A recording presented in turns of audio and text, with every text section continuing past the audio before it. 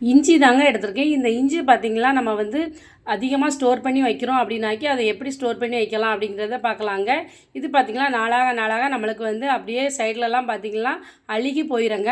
இப்போ ரொம்ப விலை கம்மியாக இருக்குது அப்படிங்கிற பட்சத்தில் பார்த்திங்கன்னா நம்ம பல்காக வாங்கி ஸ்டோர் பண்ணி வைப்போங்க. அந்த மாதிரி ஸ்டோர் பண்ணி வைக்கணும்னா எப்படின்னு பார்க்கலாங்க. இது பார்த்திங்கன்னா ஜல்லிக்கரண்டி எடுத்துருக்கீங்க. இந்த ஜல்லிக்கரண்டி வச்சு அதுக்கு மேலே இஞ்சி வச்சு இந்த மாதிரி லைட்டாக ஹீட் பண்ணி எடுத்தாலே நம்மளுக்கு வந்து அந்த ஹீட் லைட்டாக பட்டாலே போதுங்க. அந்த உள்ளே இருக்க இஞ்சி மேலே உள்ளே லைட்டாக பட்டுனோடனே நம்மளுக்கு வந்து பார்த்திங்களா இஞ்சி வந்து எவ்வளோ நாள் ஆனாலும் அழுகி போகாமல் இருக்குங்க. இந்த மாதிரிக்கு நீங்கள் ஸ்டோர் பண்ணி வைங்க, ரொம்ப ரொம்ப யூஸ்ஃபுல்லாக இருக்குங்க. இந்த மாதிரி ஜல்லிக்கரண்டி அப்படி இல்லைன்னா உங்கள் வீட்டில் வடை இது முறுக்கு அந்த மாதிரி சுடுத கரண்டி இருந்தாலும் அதில் வச்சு எடுங்க, ரொம்ப ரொம்ப யூஸ்ஃபுல்லாக இருக்குங்க. நம்ம இந்த மாதிரி லென்த்தாக கைப்பிடி இருக்கிறத பார்த்து எடுங்க, நம்ம கை எதுவும் சுட்டுக்கிடாதுங்க. இந்த மாதிரிக்கு நம்ம ஹீட் பண்ணி எடுக்கிறதுனால பார்த்திங்களாலே தெரியும். இந்த மணிக்கு நீங்கள் ஸ்டோர் பண்ணி வச்சுக்கலாம். எவ்வளோ நாளும் நீங்கள் பல்காக வாங்கி ஸ்டோர் பண்ணி வைக்கலாங்க.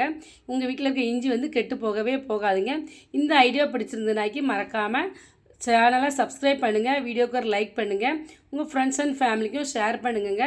எல்லாருக்குமே இது ரொம்ப ரொம்ப யூஸ்ஃபுல்லான டிப்பாக இருக்குங்க. இந்த மாதிரி நம்ம ஸ்டோர் பண்ணி எவ்வளோ நாள் ஆனாலும் நம்மளுக்கு வந்து இஞ்சி வந்து கெட்டு போகவே போகாதுங்க. ட்ரை பண்ணி பாருங்கள் ஃப்ரெண்ட்ஸ்.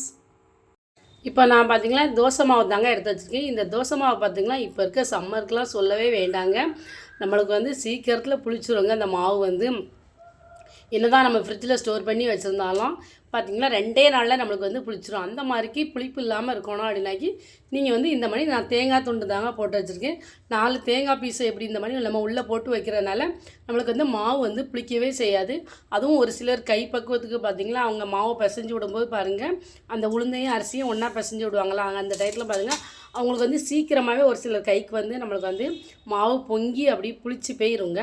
அந்த மாதிரிக்கெலாம் இல்லாமல் இருக்கணும்னா இந்த டிப்பை ரொம்ப ரொம்ப ஃபாலோ பண்ணி பாருங்கள், ரொம்ப ரொம்ப யூஸ்ஃபுல்லாக இருக்கும். ஃப்ரிட்ஜில் இப்படி ஸ்டோர் பண்ணி வைங்க, யூஸ்ஃபுல்லாக இருக்கும் ஃப்ரெண்ட்ஸ். இப்போ கீழ்த்தட்டு இட்லி பார்த்திங்களா நம்மளுக்கு வந்து நிறைய பேருக்கு இந்த மாதிரிக்கு தண்ணியாக இருக்குங்க.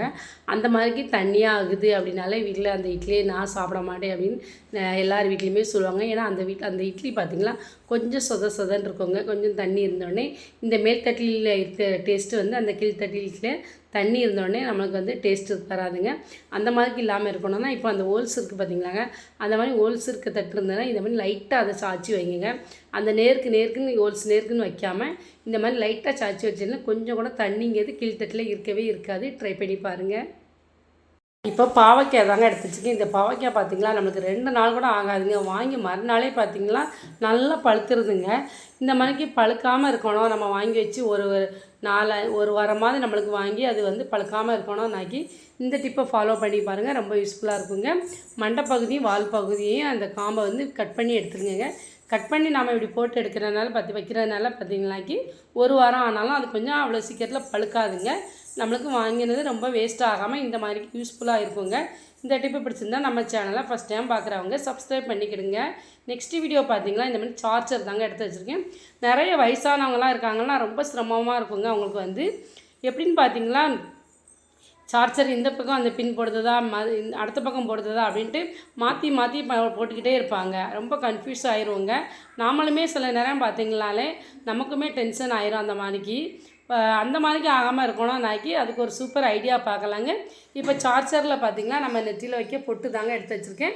அந்த பொட்டையே அது மேலேயே ஒட்டி வச்சுட்டு இந்த மாதிரிக்கு நம்ம எந்த பக்கம் நம்ம ஃபஸ்ட்டு மாட்டுறது அப்படிங்கிறது ஈஸியாக நம்மளுக்கு வந்து இருக்குங்க. அந்த பொட்டு பக்கம் பார்த்து நம்ம இந்த மாதிரிக்கு சார்ஜ் பின் போட்டுடலாம் அப்படிங்கிறது ஐடியா சூப்பராக இருக்குங்க. இந்த ஐடியா ரொம்ப ரொம்ப யூஸ்ஃபுல்லாக இருக்குங்க.